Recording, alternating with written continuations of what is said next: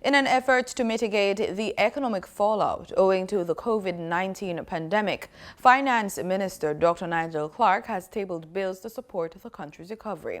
The bills are the Independent Fiscal Commission Act 2020, the Financial Administration and Audit Amendment Act 2020, and the National Housing Trust NHT Amendment Act 2020.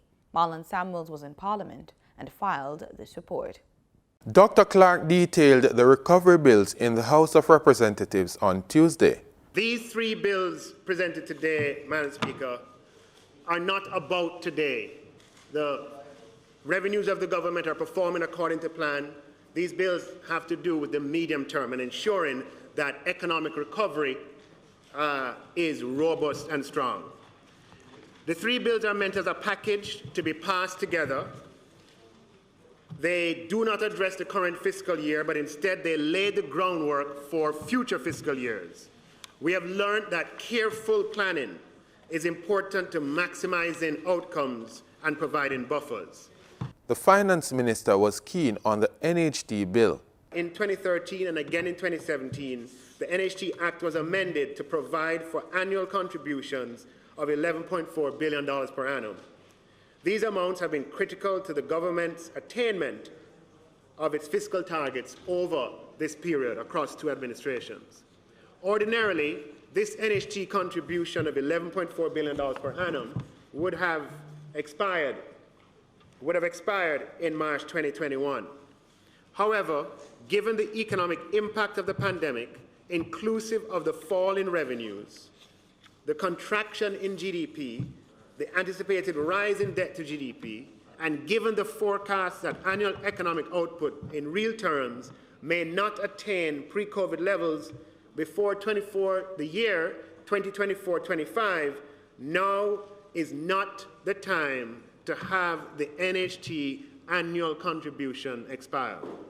Opposition leader and spokesman on finance, Mark Golding, credited the opposition for NHT benefits now being enjoyed for the policies they had engineered in 2013.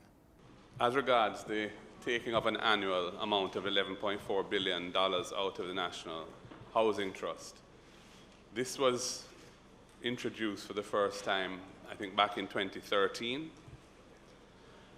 and was a necessary measure at that time.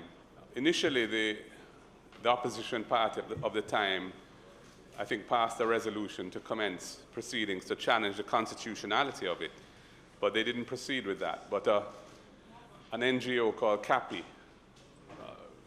which I think a former Deputy General Secretary of the opposition party of the time was a co-founder of, did sponsor litigation, which ultimately failed, and the courts upheld the legality of the amendments to the National Housing Trust Act.